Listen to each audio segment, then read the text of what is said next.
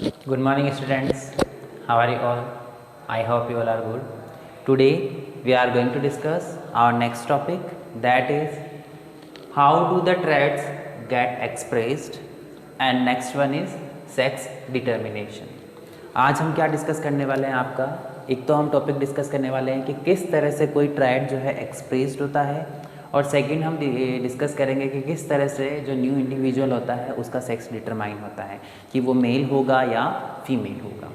Clear? तो आज हम यही दो ही टॉपिक डिस्कस करने वाले हैं। जो फर्स्ट वाला टॉपिक है कि किस तरह से आपकी जो न्यू जनरेशन या जो भी न्यू ऑफस्प्रिंग बनता है या जो भी बेबी बनता है उसके अंदर ट्रैट्स किस तरह से एक्सप्रेस होते हैं। ट्रैट्स एक्सप्रेस होने का मतलब क्या है कि जैसे कि हमारे अंदर जो कैरेक्टर ट्रांसफ़र हो रहे हैं वो कैसे एक्सप्रेस्ड होते हैं, कि जैसे कि मेरी जो मेरे जो मदर फादर है उनके कैरेक्टर्स या ट्रैट्स मेरे अंदर हैं, तो वो मेरे अंदर किस तरह से एक्सप्रेस्ड हुए हैं वही हम डिस्कस करेंगे आप।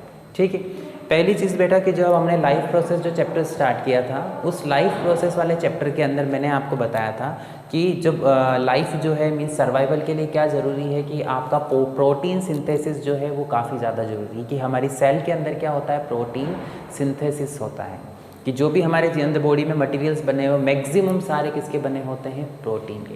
तो यहाँ भी जो इम्पोर्टेंस है वो किसकी है, आपके प्रोटीन की ही इम्पोर्टेंस है, कि जो करेक्टर या जो आपके ट्रैट्स जो एक्सप्रेस्ड होते हैं वो किसकी हेल्प से होते हैं, with the help of protein.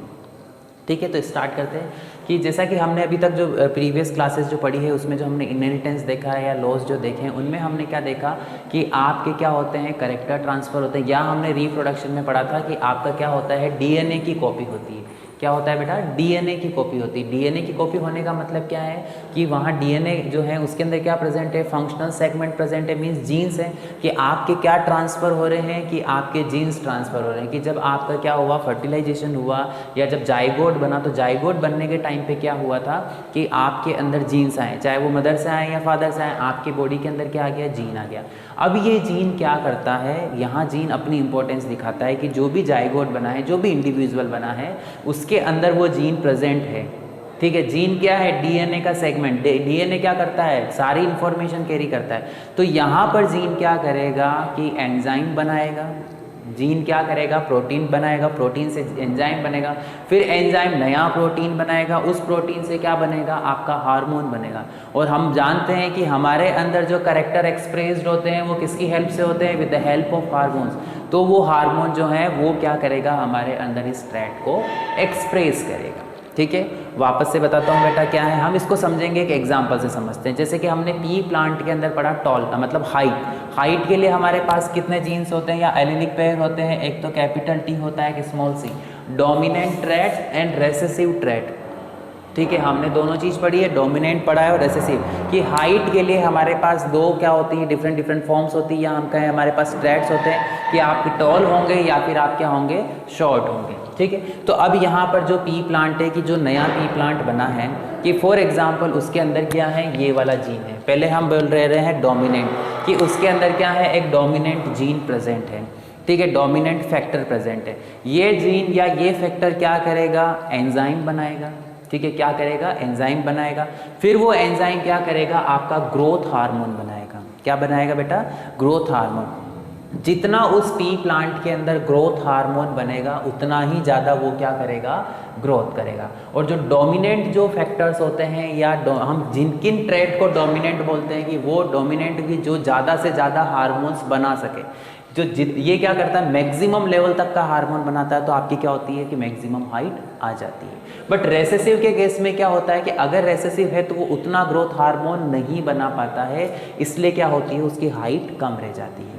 तो जब भी अगर आपका क्या है कि जो पेयर्स बने हुए जीन्स के, कि वो चाहे होमोजाइगस हो या हेट्रोजाइगस हो, अगर डोमिनेंट वहाँ पर प्रेजेंट है तो वो क्या करता है, फुल ग्रोथ हार्मोन बनाता है, मैक्सिमम ग्रोथ हार्मोन बनाता है, जिससे आपकी क्या होती है, हाइट बढ़ जाती है। बट अगर दोनों ही क्या है, रेसेसिव है, तो ये क्या है, उतना ग्रोथ हार्मोन नहीं बना पाता है, मैक्सिमम ग्रोथ हार्मोन नहीं बनाता है, बहुत कम ग्रोथ हार्मोन बनाता है, इसलिए इसकी हाइट क्या रह जाती है, कम रह जाती है, और प्लांट आपका क्या रह जाता है, शॉर्ट रह जाता है। तो इस तरह से क्या होते हैं कि एक जनरेशन से दूसरी जनरेशन के अंदर जो आपके ट्रैट्स हैं या कैरेक्टर्स हैं वो क्या होते हैं, एक्सप्रेस्ड होते हैं। वापस से समझाऊंगा बेटा क्या हुआ यहाँ पर, क्या कहानी रही है कि आपके जैसे फर्टिलाइजेशन हुआ या एक जनरेशन पेरेंट जनरेशन से न्यू जनरेशन जो बनी है उसके अंदर क्या हुए, जीन्स ट्रांसफर हुए कि डीएनए की कॉपी हुई, तो कॉपी के समय क्या हुआ, आपके अंदर जीन्स ट्रांसफर हो गए। अब ये जीन क्या करते हैं, आपके एंजाइम बनाते हैं, फिर एंजाइम से आपके हार्मोन्स बनते हैं और वो हार्मोन्स क्या करते हैं, आपके अंदर उन कैरेक्टर या ट्रैट्स को एक्सप्रेस्ड करते हैं। ठीक है, तो इस तरह से होता है कि हमारे पेरेंट्स से हमारे अंदर क्या है कि ये कैरेक्टर या ट्रेट्स आए। अब डोमिनेंट और रेसेसिव को भी हम यहाँ पर समझ सकते हैं कि जो डोमिनेंट हमने किस जीन को बोला है, किन ट्रेट्स को बोला है, किन फैक्टर्स को बोला है कि जो मैक्सिमम हार्मोन को क्या कर सकते हैं, बना सकते हैं। तो अगर मैक्सिमम हार्मोन होगा तो एक्सप्रेस्ड भी वही वाला ही होगा ट्रेट। ठीक है, तो जैसे टॉलनेस वाला है तो कैपिटल टी जो है वो मैक्सिमम ग्रोथ हार्मोन डेवलप करता है, जिसकी वजह से क्या होता है आपका वो लेंथ वाला या हाइट वाला जो है क्या है ट्रेट, कौन सा वाला, टॉलनेस वाला जो है वो एक्सप्रेस्ड होता है, ड्रॉप या शॉर्टनेस वाला नहीं होता है। बट रेसेसिव के केस में दोनों ही वो जीन है तो वो क्या कर पाते, बहुत ही कम डेवलप कर पाते हैं हार्मोन और आपका ट्रेट जो है वो एक्सप्रेस नहीं हो पाता है। अगर वो क्या है हेटेरोजाइगस है, होमोजाइगस है, तो वो क्या कर पाएगा, कम अमाउंट बना पाएगा, तो वो उसकी हाइट क्या हो जाएगी, कम हो जाएगी। क्लियर? तो आई होप जो है आपको ये वाला जो टॉपिक है फर्स्ट वाला ये समझ में आया होगा कि किस तरह से हम जो ट्रेट्स हैं वो आपके ट्रांसफर होते हैं। सेकंड जो टॉपिक आता है हमारा सेक्स डिटर्मिनेशन। क्या आता है, सेक्स डिटर्मिनेशन। कि जनरली आप जानते होंगे कि सभी के माइंड में जब क्या होता है, प्रेगनेंसी का टाइम होता है तब सबके माइंड में रहता है कि मेल होगा या फीमेल होगा। जैसे बर्थ होता है उसके बाद हमें क्लियरली विजिबल हो जाता है या हम फर्स्ट जो सेक्सुअल कैरेक्टर है उससे आइडेंटिफाई कर लेते हैं कि ये मेल है या फीमेल। ठीक है, बट अब ये हम जानेंगे, सीखेंगे कि किस तरह से कोई भी जो ऑर्गेनिज्म बना है या जो जाइगोट बना है आपका, उसका सेक्स किस तरह से डिटरमाइंड होता है। सेक्स डिटर्मिनेशन का मतलब क्या है, सेक्स को जानना नहीं है। सेक्स डिटर्मिनेशन का मतलब होता है process of inheritance of sex from parents, कि पेरेंट से किस तरह से सेक्स जो आपका है वो इनहेरिट होता है, कि आप मेल हैं या फीमेल हैं, वो आपको कैसे कैरेक्टर मिला, किसकी वजह से मिला, मदर की वजह से मिला या फादर की वजह से मिला, उस प्रोसेस को क्या बोला जाता है, आपका sex determination. The process of inheritance of sex of a child from its parents is known as sex determination. ठीक है, सेक्स डिटर्मिनेशन क्या है कि पेरेंट से उसके चाइल्ड को जो सेक्स इनहेरिट हुआ है उसे बोला जाता है आपका क्या, सेक्स डिटर्मिनेशन। क्लियर है, इतनी सी बात समझ में आई है आपको कि सेक्स डिटर्मिनेशन वर्ड का मीनिंग क्या है। चलिए ठीक है, अब हम बात करेंगे ह्यूमन बीइंग की, कि ह्यूमन बीइंग्स का समझते हैं हम कि ह्यूमन बीइंग्स के अंदर जो सेक्स है वो किस तरह से डिटरमाइन किया जाता है, एक स्पेसिफिक क्रोमोसोम से। पहली चीज़ तो हमारी बॉडी में कितने क्रोमोसोम्स होते हैं, या तो हम बोलेंगे 23 पेयर्स या हम क्या बोलते हैं 46 क्रोमोसोम्स। कितने पेयर्स हैं, 23 पेयर्स हैं, या टोटल क्रोमोसोम्स कितने हैं 46। इसमें क्या रहता है कि आपके पास 22 + 1 इस तरह से रहते हैं जो क्रोमोसोम्स जो हैं, या हम लिखें 44 + XX या फिर 44 + XY। इस तरह से आपके अंदर क्या है, हमारे अंदर क्या है, क्रोमोसोम्स हैं, जिनमें से जो ये 22 पेयर्स बोल लें या हम 44 क्रोमोसोम्स बोल लें, ये होते हैं आपके ऑटोसोम्स।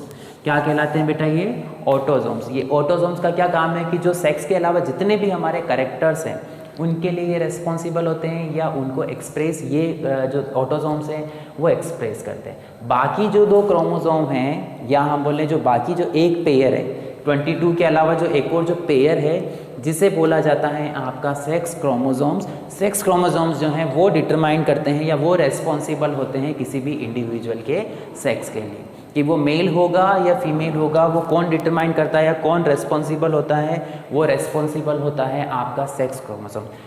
ऑर्गेनिज्म टू ऑर्गेनिज्म जो हैं ये आपके वेरी कर सकते हैं। अभी मैंने आपको स्टार्टिंग में बताया, हमने किसका एग्जाम्पल लिया है, ह्यूमन बींग्स का एग्जाम्पल लिया। ठीक है, तो जो आपके 22 पेयर्स हैं या 44 जो क्रोमोसोम्स हैं वो क्या है, ऑटोसोम्स हैं, वो अदर कैरेक्टर्स के लिए रिस्पॉन्सिबल है। बट एक आपके अंदर क्रोमोसोम होता है जो किसके लिए रिस्पॉन्सिबल होता है, वो सेक्स के लिए रिस्पॉन्सिबल होता है कि आपका सेक्स मेल होगा या फीमेल होगा। ठीक है, अब हम बातें हैं कि किस तरह से आपका जो भी इंडिविजुअल बन रहा है वो आपका क्या होगा, मेल होगा या फीमेल। पहली चीज़ तो ये कि हमारे अंदर जो क्रोमोसोम्स जो होते हैं सेक्स क्रोमोसोम्स वो 2 होते हैं। कि या तो XX होंगे या फिर XY। अगर आपका फीमेल है ऑर्गेनिज्म या ह्यूमन बीइंग फीमेल है तो उसके अंदर सेक्स क्रोमोसोम्स क्या होंगे, X and F means 2X होते हैं, ठीक है। और अगर वो मेल है तो एक क्रोमोसोम जो होता है सेक्स क्रोमोसोम वो होता है X और दूसरा जो क्रोमोसोम होता है वो क्या होता है, Y होता है। मीन्स कि अगर हम किसी ऑर्गेनिज्म को मेल बोल रहे हैं तो मेल होने का मतलब क्या है, उसके अंदर जो सेक्स क्रोमोसोम है वो क्या है, XY है, और अगर वो फीमेल है तो वो क्या है, XX है, ठीक है। यहाँ तक बात समझ में आई। जब फर्टिलाइजेशन होता है क्या होता है, फर्टिलाइजेशन होता है, तो फर्टिलाइजेशन के टाइम क्या होता है कि मदर की तरफ से तो जो कंट्रीब्यूशन होता है सेक्स के लिए वो क्या होगा कि यहाँ पर देखो क्रोमोसोम्स क्या है, X एंड X है, तो हमें पता है कितने कैरेक्टर्स आते हैं, 50% ही आता है। तो फीमेल तो क्या देगी, ओनली X देगी आपको। फीमेल की तरफ से जो कंट्रीब्यूशन होता है सेक्स के लिए वो क्या होता है, ओनली X क्रोमोसोम होता है। बट मेल के पास क्या है, दो तरह के हैं, तो यहाँ जो गैमेट फॉर्मेशन होगा, फीमेल के तो गैमेट्स क्या होंगे X and X, but male का जो गैमेट बनता है सेक्स के लिए उसके अंदर क्रोमोसोम जो है वो क्या होते हैं, X भी हो सकता है और Y भी हो सकता है।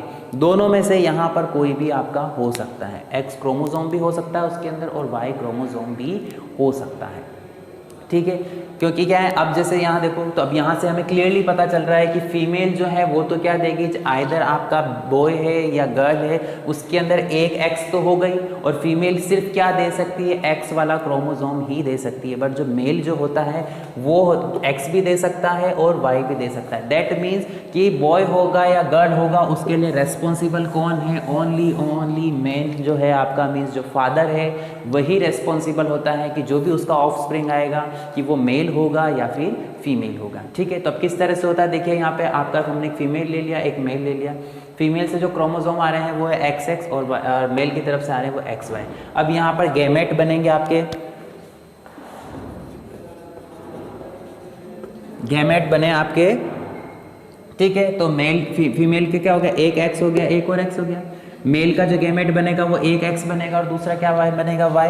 तो देखिए ये वाला जो X है फर्टिलाइज हुआ, ठीक है। अगर ये इस X के साथ फर्टिलाइज होता है तो अगेन आपका क्या बना, XX। ये अगेन ये वाला X अगर इस Y के साथ में फ्यूज होता है तो क्या बन जाएगा, XY। सिमिलरली ये वाला X और ये वाला X हुआ तो बन गया फीमेल, ये वाला X और ये वाला Y हुआ तो बन गया मेल। मीन्स 50-50% चांसेस हैं कि आपका 50% फीमेल और 50% मेल, कुछ भी हो सकता है। डिपेंड किस पे कर रहा है कि जब फर्टिलाइजेशन हुआ, मीन्स की जो स्पर्म सेल जो आ रही है लेशिंग मूवमेंट से फर्टिलाइज होने के लिए, फ्यूज होने के लिए, उस स्पर्म सेल के अंदर कौन सा वाला क्रोमोसोम है। क्योंकि देखो यहाँ पर 46 नहीं आते हैं, हम जानते हैं क्या होता है सिंगल सेट ऑफ क्रोमोसोम। एक सेल के अंदर भी क्या है 23 और आपका जो स्पर्म सेल है उसके अंदर भी 23 हिप्लॉइड होते हैं दोनों। आफ्टर फर्टिलाइजेशन ये क्या बनते हैं, डिप्लॉइड बनते हैं। मीन्स अब यहाँ पर पेयर्स हैं, यहाँ तो सिंगल 23 क्रोमोसोम्स है और यहाँ पर क्या हुए हैं, अब 46 हुए हैं। तो जब आपका फर्टिलाइजेशन हो रहा है तो जो स्पर्म सेल जो है उस स्पर्म सेल के अंदर अगर X वाला अगर आपके पास क्रोमोसोम है, सेक्स क्रोमोसोम, तो आपकी जो भी बनेगा ऑफस्प्रिंग, जो फर्टिलाइज जाइगोट जो बनेगा वो आपका फीमेल होगा। और अगर आपके स्पर्म के अंदर Y वाला क्रोमोसोम था तो जो आपका इंडिविजुअल बनेगा या जो भी जाइगोट बनेगा वो कैसा बनेगा, मेल बनेगा। क्लियर है, यहाँ तक बात समझ में आई आपको, ठीक है। इसको हम क्या है उस तरह से बॉक्स की फॉर्म में भी बना सकते हैं। किस तरह से बनाएंगे बॉक्स की फॉर्म में,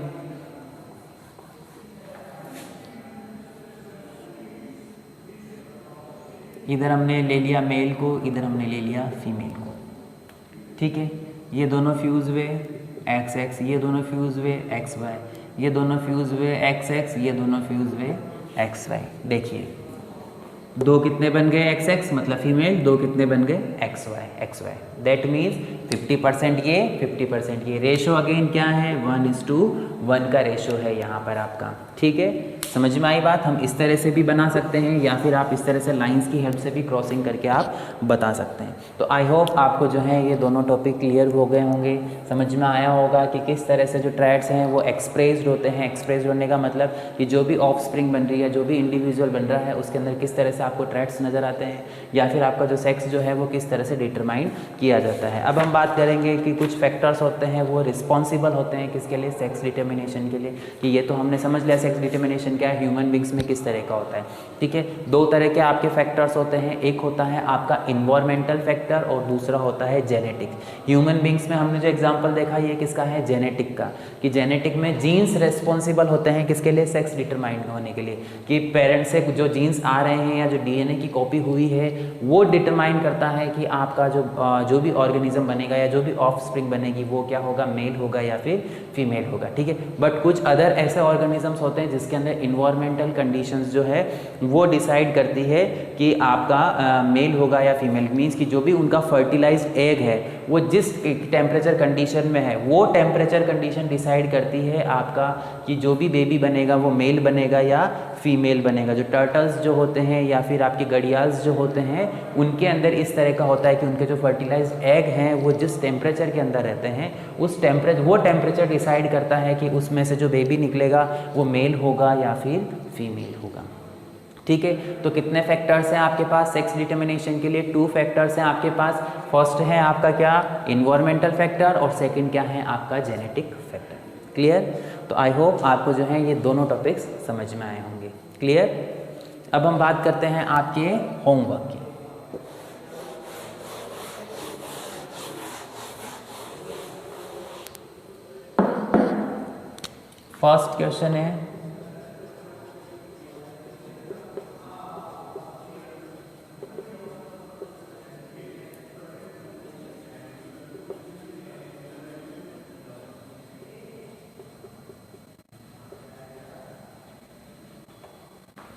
फर्स्ट क्वेश्चन है आपका how do the traits gets expressed, explain.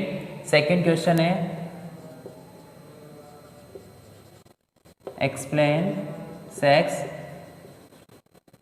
Determination and also right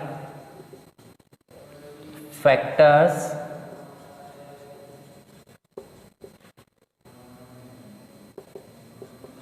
responsible for the sex determination।